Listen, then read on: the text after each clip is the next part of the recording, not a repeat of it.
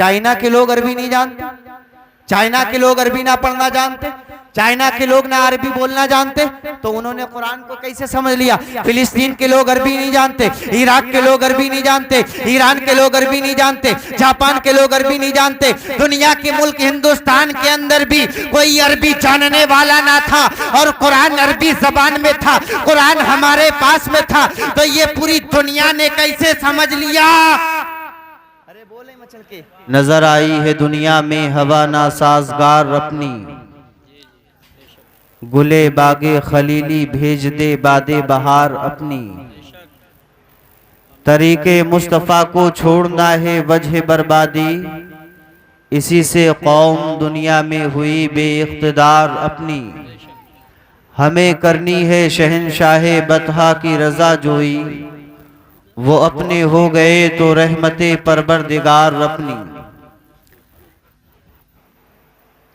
रात का तकरीबन 12:30 बजने वाला है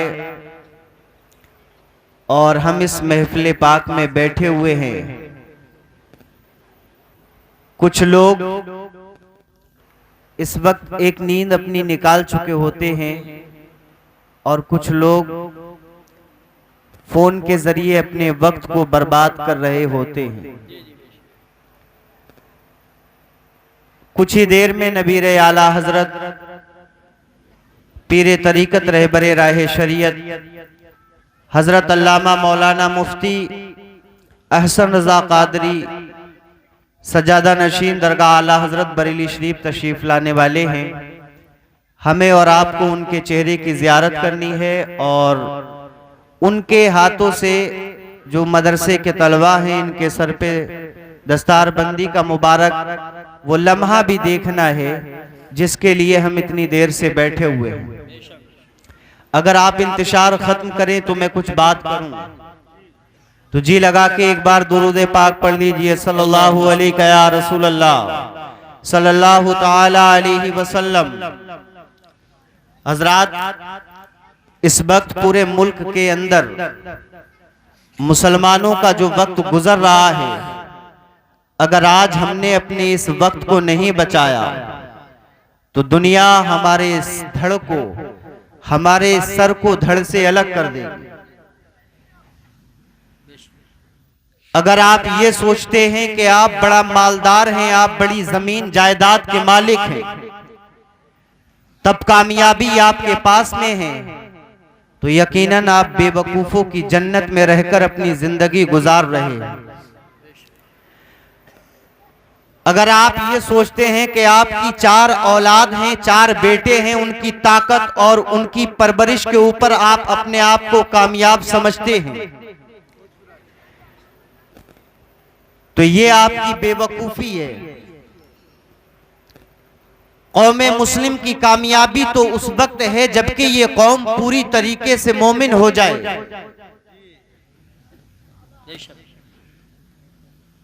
आज पूरी दुनिया के अंदर अगर इस वक्त सबसे ज्यादा मजलूम और सबसे ज्यादा जुल्म जिस पर किया जा रहा है अगर कोई कौम है तो वो कौमे मुस्लिम है। उम्मते मुस्लिमा के ज़वाल के असबाब क्या है? कौमे मुस्लिम की तबाही की वजह क्या है? ऐ कौमे मुस्लिम के बेटो, ऐ कौमे मुस्लिम, एक तबका ये कहता है ये कौम इसलिए बर्बाद हो रही है, इसलिए तबाह हो रही है क्योंकि ये कौम अनपढ़ है, ये कौम जाहिल है, इसके पास कोई तालीम नहीं। मैं पूछना चाहता हूं क्या ऐसा नहीं है? सिराते मुस्तकीम हमको दी गई थी मुज्तहिद करने के लिए, लेकिन आज हम बिखरे हुए नजर आ रहे हैं। एक तबका ये कहता है कि इस कौम के अंदर इत्तेहाद और इत्तेफाक नहीं है, यह कौम बिखरी हुई कौम है, इस कौम के अंदर कोई इत्तेहाद नहीं है, इस कौम का कोई लीडर नहीं है, इस कौम का कोई कायद नहीं है। मैं पूछना चाहता हूं आपसे क्या ऐसा नहीं है? हिंदुस्तान का वो पसमादा तबका जो सदियों से पसमादा रहा, अगर आज उस कौम के साथ कोई जरा सा जुल्म होता है तो पूरा मुल्क उसके साथ खड़ा हो जाता है। मेरी बात समझ में आ रही कि नहीं? एक बार आप बोल के बताइए सुभान अल्लाह। हिंदुस्तान का वो पसमादा तबका जो सदियों से पसमादा रहा, लेकिन उसके साथ एक जुल्म होता है, एक ज्यादती होती है, पूरा मुल्क उसके साथ खड़ा हो जाता है। लेकिन आज हजारों ज्यादती हमारे साथ, हजारों जुल्म हम पे हो रहे हैं, लेकिन जब हम अपनी आवाज को बुलंद करते हैं, ऐ कौमे मुस्लिम के जवानों तुमसे बात कर रहा हूं, तुम्हारी समातों को आवाज दे रहा हूं, पूरे मुल्क के हिस्ट्री का जायजा ले लो। अगर कौमे मुस्लिम के साथ ज्यादती होती है, अगर आवाज कोई मुसलमान उठाता है तो उसकी आवाज को वहीं पर दबा दिया जाता है, खत्म कर दिया जाता है। बताइए कि ऐसा नहीं है? हमारी आवाज को दबा दिया जाता है, खत्म कर दिया जाता है। और एक तबका ये है कारी साहब किबला, एक तबका ये कहता है कि ये कौम इसलिए तबाह हो रही है, इसलिए बर्बाद हो रही है, ये कौम इसलिए पश्तियों की तरफ जा रही है, ये कौम इसलिए खत्म हो रही है, ये कौम इसलिए कमजोर पड़ रही है क्योंकि इस कौम का मजहब इस्लाम है। माज़अल्लाह, इस कौम का मजहब इस्लाम है। एक जमात ये कल भी कह रही थी, आज भी कह रही है, और बड़ी तेजी के साथ ये बात उन दिमागों के अंदर डाली जा रही है, उन जहनों के अंदर मुंतकिल की जा रही है जो तालीम याफ्ता नहीं है, जो शरीयत याफ्ता नहीं है, जिनके घरों के अंदर ना दीन रहा हो, ना शरीयत से उनका कोई वास्ता रहा हो, जो एकदम से जवान होते हैं और यूनिवर्सिटीज कॉलेजेस में जाते हैं, और जाने के बाद जब वहां से पढ़कर निकलते हैं तो एक नई फिक्र लेकर के आते हैं, एक नई सोच लेकर के आते हैं। यूनिवर्सिटीज से पढ़ने के बाद जब ये हमारी कौमे मुस्लिम के जवान आते हैं तो ये कहते हुए नजर आते हैं, ये इस्लाम पाबंदियां बहुत हैं इसके अंदर, नमाज पढ़ो, रोजा रखो, ज़कात दो, हज करो, ये करो, वो ना करो। इन तमाम पाबंदियों की वजह से हम आगे नहीं बढ़ पा रहे हैं, हजारों असबाब बताए जा रहे हैं उम्मते मुस्लिमा की तबाही के और इसकी बर्बादी के। अरे मैं बड़ी जिम्मेदारी के साथ में इन मुक्तदर उलमा की जमात की मौजूदगी में ये कहना चाहूंगा, वो नादान हैं, वो अक्ल के अंधे हैं जो ये कहते हैं ये कौम इसलिए तबाह हो रही है क्योंकि इसका मजहब इस्लाम है, ये अपने मजहब की वजह से तबाह बर्बाद हो रहे हैं। मैं कहना चाहूंगा, अरे अक्ल के अंधों सुन लो, अगर इसकी वजह इस्लाम होता तो पूरे 1000 साल तक दुनिया के 3 बर्रे आजमों पे मुसलमान हुक्मरान ना होता। बेशक नारे तकबीर, नारे रिसालत, नारे गौसियत, मसलके आला हजरत, फैजान आला हजरत, हजरत मौलाना आमिर हक्कानी साहिब क़िबला, उलमाए अहले सुन्नत, मदरसा बरकाती रज़ा। मचल के बोलें सुभान अल्लाह। ऐ मंसूरपुर वालों, एक बार अपनी आवाज को इस माइक पे बोलना बड़ा मुश्किल है, सब बोल के थक चुके। कारी साहब तो हमारे बहुत पुराने हैं, हम तो इनके सामने अभी नई पैदावार हैं, समझ लीजिए। तो थोड़ा सा आप मेरा साथ दीजिए, मैं आपकी तारीख बयान कर रहा हूं, कसम से अगर आपने मुझे 5 मिनट और दे दिए मैं आपको जगा दूंगा। मचल के बोले सुभान अल्लाह और तड़प के बोले सुभान अल्लाह। ऐ मुसलमानों, तुम्हारी तारीख रही है, आज तुम्हारी आवाजें बंद है, तुम्हारा मुंह बंद है, तुम्हारे मुंह से नारा नहीं निकल रहा है, तुम्हारे मुंह से सुभान अल्लाह की सदा नहीं निकल रही है। लेकिन मुसलमानों, अपनी तारीख के औराक को पलटो और उसके चेहरे से धूल को उठाओ और अपनी तारीख को पढ़ो। अरे यही कौमे मुस्लिम के जवान है, यही वो कौमे मुस्लिम है जब किसी मैदान के अंदर जाकर के नारे तकबीर की सदा को एक बार बुलंद कर देते थे तो बड़ी बड़ी फौज इनके कदमों में झुकती। बेशक बेशक बेशक। अरे बोलो भाई सुभान अल्लाह, सुभान अल्लाह, माशाअल्लाह माशाअल्लाह। चल के बोले सुभान अल्लाह। मैं बता रहा था, ऐ कौमे मुस्लिम के बेटो, आज हम क्यों तबाह हो रहे हैं? और बड़ी जिम्मेदारी के साथ जिन जमीनों के अंदर हम इक्तिदार में नहीं हैं, वहां तो बात समझ में आती है कि हम तबाह हो रहे हैं, लेकिन जहां सदियों इक्तिदार हमारी मुट्ठी में रहा, जहां सदियों हुकूमतें की हमने, आज वहां का सबसे ज्यादा बुरा हाल, आज वहां सबसे ज्यादा दर्दनाक कैफियत हमारी। सीरिया का क्या हाल है, फिलिस्तीन का क्या हाल है, वो मुकद्दस सरजमीन है जहां पर अल्लाह के वलियों ने अपनी जबीनों से आबाद करा, वो मुकद्दस सरजमीन जिसको फिलिस्तीन कहते हैं, उस जमीन के ऊपर न जाने कितने अंबिया तशरीफ लाए, आज वहां का क्या हाल है कौमे मुस्लिम के बेटों, बड़ी जिम्मेदारी के साथ कह रहा हूं, जिन जमीनों पे इक्तिदार में नहीं है वहां बात समझ में आती है, लेकिन जहां हमने हुकूमतें की हैं वहां हमारा कितना बुरा हाल। जिस मस्जिद अक्सा के अंदर, मचल के बोले सुभान अल्लाह, थोड़ा सा बोले, जिस मस्जिद अक्सा के अंदर मुसल्ले इमामत पे खड़े होके मेरे नबी ने अंबिया की इमामत फरमाई, आज उस मस्जिद के अंदर हम इमामत से महरूम। अरे मैं कहना चाहूंगा, कायनात को जहां से शऊर अजान मिला, आज वहां अजान पर पाबंदी, और कुछ अक्लन के अंधे कहते हैं कि इसकी वजह इस्लाम। तो मैं बताना चाहता हूं, इसकी वजह इस्लाम नहीं है, बल्कि इस्लाम पे ना अमल कर, इस्लाम पे अमल ना करना इसकी वजह है। कौमे मुस्लिम के जवानों, जरा अपनी तारीख को देखो।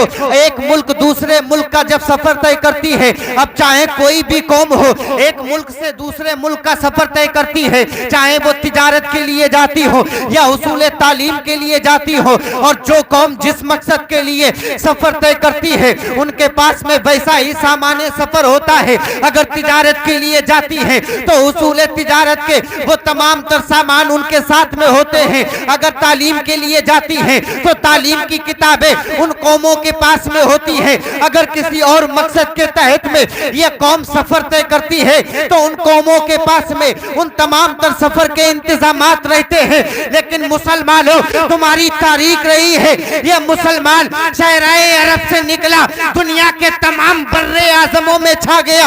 इसके पास माल हो या ना हो, इसके पास दौलत हो या ना हो, इसके पास सरमाया हो या ना हो, इसके पास बीवी बच्चे हो या ना हो, लेकिन एक चीज नहीं बोलेंगे, एक चीज तुम्हारी तारीख बयान कर रहा हूं, मचल के बोले सुभान अल्लाह, माशाअल्लाह माशाअल्लाह।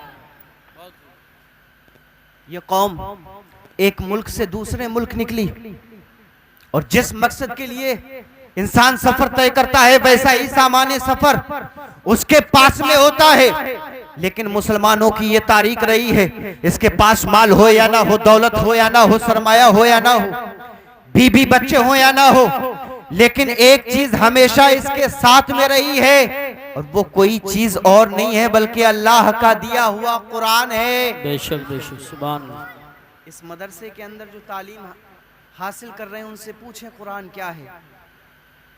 अल्लाह के नेक बंदे नबी के फरमान के मुताबिक जिस मुल्क के अंदर गए कुरान लेके गए, कुरान मचल के बोले कुरान लेके गए, और कुरान किस जबान में है? कुरान किस जबान में है? अरबी जबान में। कुरान अरबी जबान में। चाइना के रहने वाले अरबी जानते थे?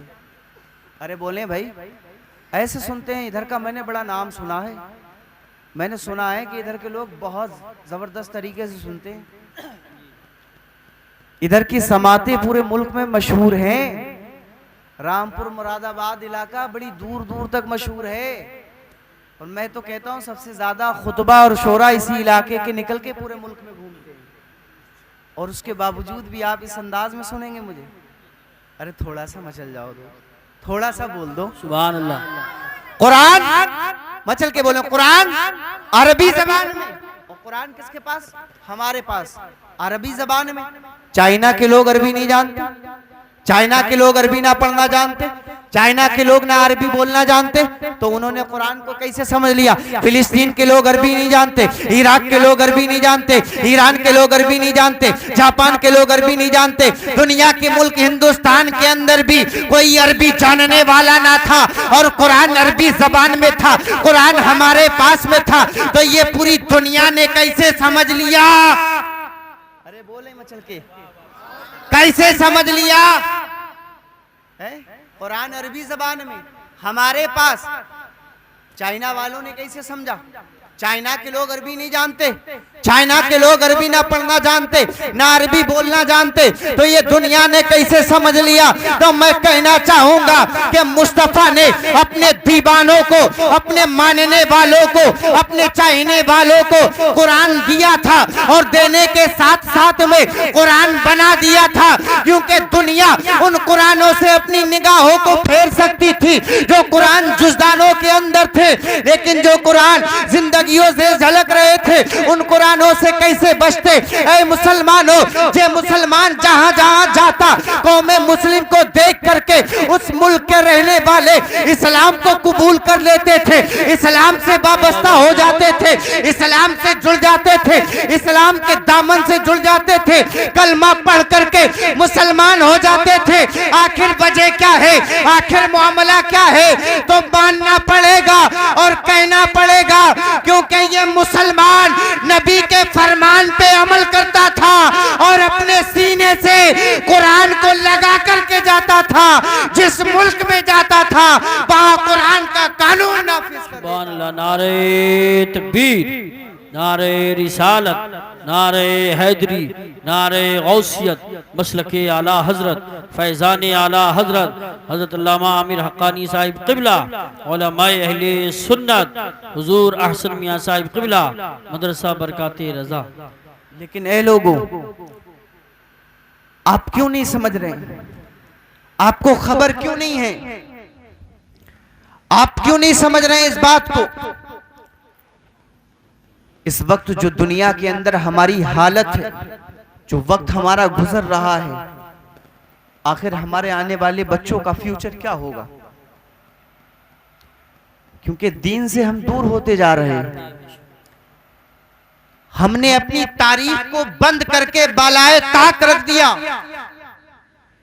कौन ऐसा जबान है जो अपनी तारीख के चंद औराक हमें बताए? खालिद बिन वलीद कौन है? तारिक बिन जियाद कौन है? इनकी तारीख को आप पढ़ते क्यों नहीं? सलाहुद्दीन अय्यूबी कौन है? जब इनकी तारीख को पढ़ोगे, इनके जज्बात को देखोगे, तो तुम्हें पता चल जाएगा। तुम कहोगे, तुम बोलोगे, दुश्मन की आंख में आंख डाल करके बोलोगे, दुनिया से नजरें मिला करके बोलोगे, और बोलने का अंदाज भी तुम्हारा होगा। थोड़ा सा बोल लो, मैं भी बोलने की कोशिश कर रहा हूं। बोल लो, बोल लो। ये हजरत आ चुके हैं, मैं आपसे गुजारिश करूंगा हजरत को स्टेज तक ले आइए। माशाअल्लाह, जो मजमा है, खाना बाद में, खाना बाद में। आप समझिए मजमे की हालत क्या। और हुजूर अहसन मियां साहब तशरीफ ला चुके हैं, जल्द ही हमारे सामने होंगे। जब तक हजरत नहीं आ रहे हैं, जब तक मैं आपसे मुखातिब हूं। मचल के बोलें सुभान अल्लाह, और जज्बा दिखाएं, बोले सुभान अल्लाह। ऐ मुसलमानों, अगर आपने अपनी तारीख को पढ़ लिया, आज जमाना मदरसों को टारगेट करता है। मुफ्ती साहब बोल रहे थे, मदरसे हैं जहां से सलाहुद्दीन अय्यूबी निकले हैं, यही वो मदरसे हैं जहां से खालिद बिन वलीद निकले हैं, यही वो मदरसे हैं जहां से तारिक बिन जियाद निकले हैं। और जब निकल करके दुनिया के सामने आए हैं, तो दुनिया वालों की आंखों में आंखें डाल करके ये उन्होंने बता दिया कि इस्लाम को मिटाने वालों, कौमे मुस्लिम को मिटाने वालों, इस्लाम को मिटाने वालों, तुम्हारी तारीख मिट जाएगी लेकिन इस्लाम ना मिटेगा, क्योंकि इस्लाम जिंदा कल भी था, इस्लाम आज भी जिंदा है और इस्लाम कयामत तक जिंदा रहेगा। नारे तकबीर, नारे रिसालत, नारे गौसियत, मसलके आला हजरत, फैज़ान आला हजरत, मदरसा बरकाते रज़ा, हुजूर साहिब सज्जादा बरेली शरीफ हजरत मौलाना आमिर हक्कानी साहिब क़िबला। मेरे साथ बोले, इस्लाम कल भी जिंदा था। सारे लोग इस्लाम कल भी जिंदा था, इस्लाम आज भी जिंदा है। और थोड़ा इस तरीके से कह लीजिए, इस्लाम था, बचल के बोले, इस्लाम है, इस्लाम रहेगा। कुरान था, कुरान है, कुरान रहेगा। और इस्लाम की गर्दन पर हुसैन इब्ने अली का एहसान था, एहसान है और एहसान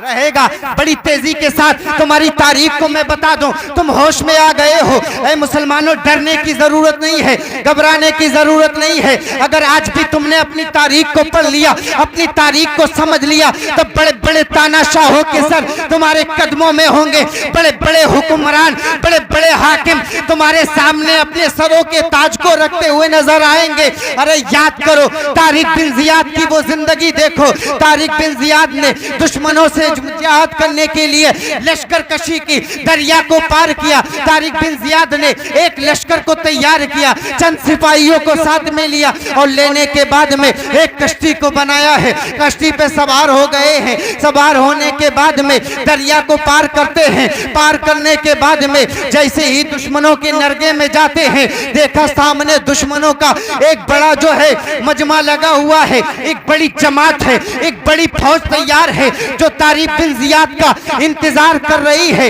ऐ मुसलमानों, जरा देखना, दरिया को पार किया है कश्तियों पे बैठ करके, लेकिन तारिक बिन जियाद ने देखा मजमा ज्यादा है, तादाद ज्यादा है, फौज ज्यादा है, ताकत ज्यादा है। लेकिन तारिक बिन जियाद घबराए नहीं, परेशान नहीं हुए, बल्कि अपने उन साथियों से कहते हैं, ऐ मेरे साथियों, ऐ मेरे मुजाहिदों, ऐ अल्लाह के रास्ते में तलवारों को बुलंद करने वालों, ऐ कौमे मुस्लिम के जवानों, ऐ इस्लाम के खातिर अपनी बीबियों को छोड़ के अपने घरों पे आने वालों, ऐ इस्लाम के खातिर अपने माँ को छोड़ के आने वालों, इस्लाम के खातिर अपने बच्चों को छोड़ के आने वालों, इस्लाम के खातिर अपने बेटों को छोड़ के आने वालों, आप परेशान ना होना, आप घबराना मत, आप बेचैन ना होना।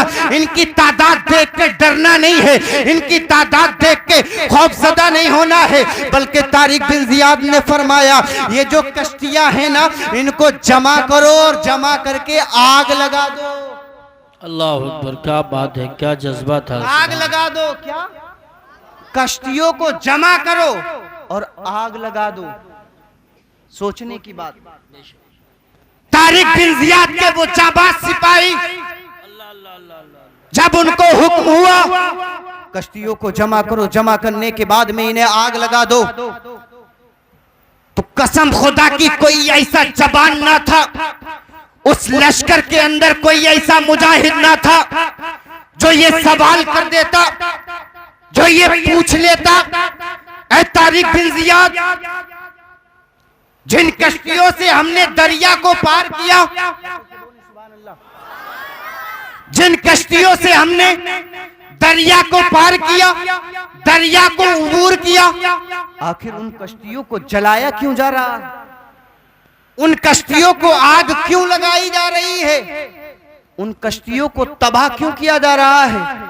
कोई ऐसा मुजाहिद ना था जो तारिक बिन जियाद से ये सवाल कर देता। किसी ने सवाल ना किया, बल्कि उन तमाम ने कश्तियों को जमा किया और जमा करने के बाद में उन कश्तियों को आग लगा दी है। ऐ मुसलमानों, जरा अपना जज्बा ईमानी जगाइए, अपने दिल के अंदर ऐसा जज्बा पैदा कर लीजिए, अपने दिल के अंदर ऐसा जज्बा बनाइए, ऐसा जज्बा अपना बेदार कर लीजिए कि अगर कहीं दीन की बात आ जाए तो हम सर देने की बात आएगी, सर दे देंगे, जान देने की बात आएगी, जान दे देंगे, बीबी और बच्चों की कुर्बानी की बात आएगी, उससे भी हम पीछे नहीं हटेंगे।